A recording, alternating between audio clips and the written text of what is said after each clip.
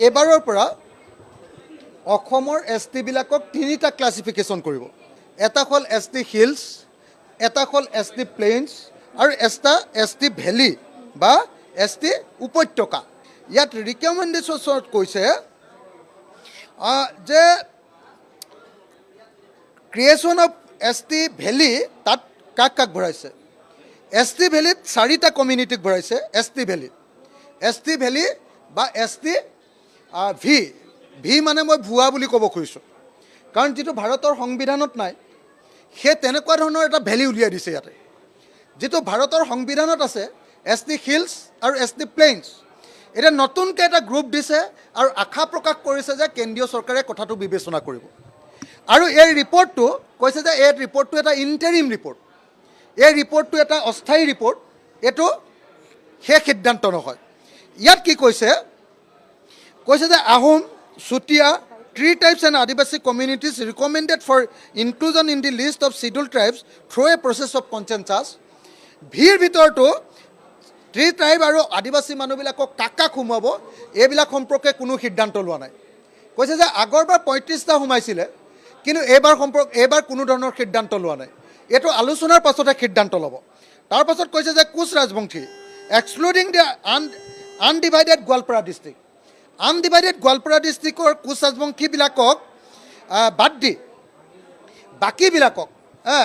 বাকীবিলাকক অসমৰ বিভিন্ন ঠাইত বা বি টি এডিত থকা যিবিলাক আছে সেইবিলাকক ভিৰ ভিতৰত পেলাইছে। কিন্তু পুৰণি যিবিলাক আমাৰ গোৱালপাৰা জিলাৰ কোচ ৰাজবংশী আছে, যিবিলাক বি টি এডিৰ ভিতৰত নপৰে, বি টি এডিৰ বাহিৰত পৰে, তেওঁলোকক এছ টি আপোনাৰ প্লেইনছতে ভৰ্তি কৰি দিছে। এছ টি প্লেইনছত ভৰ্তি কৰিছে 3টা, মৰাণ, মটক আৰু কোচ ৰাজবংশী। যিটো মই আকৌ কৈ দিছোঁ, Koch Rajbongshi of the undivided Goalpara district provided an NOC is issued by BTC in respect of the BTC part of the undivided Goalpara district.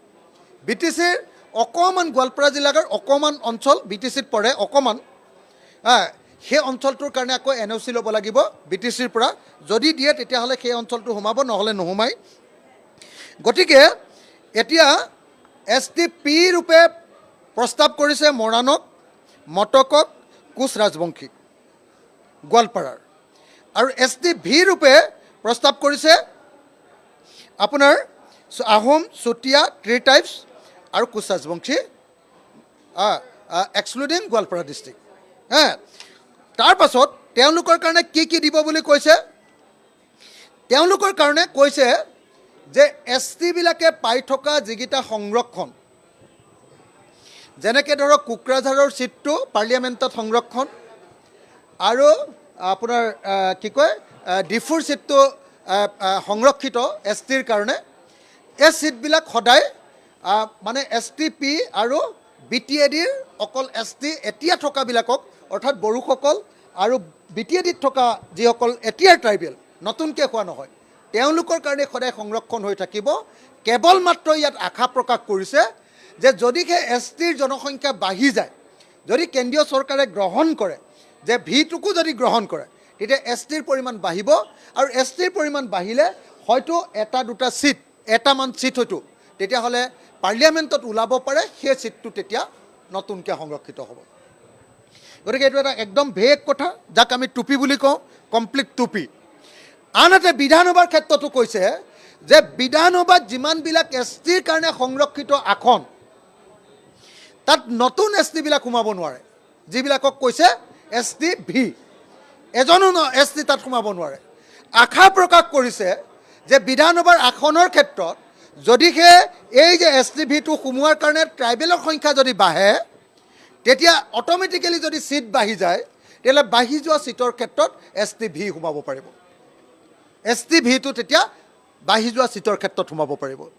তাৰপাছত আটাইতকৈ ইণ্টাৰেষ্টিং কথাটো কৈছে যে কেন্দ্ৰীয় চৰকাৰৰ চাকৰিবিলাকৰ সংৰক্ষণৰ ক্ষেত্ৰত, কেন্দ্ৰীয় চৰকাৰৰ চাকৰিবিলাকৰ ক্ষেত্ৰত বা কেন্দ্ৰীয় চৰকাৰৰ যিকোনো এপইণ্টমেণ্ট আটাইবিলাকৰ ক্ষেত্ৰতে নতুনকৈ সৃষ্টি কৰা এছ টি ভিবিলাক সোমাব নোৱাৰে।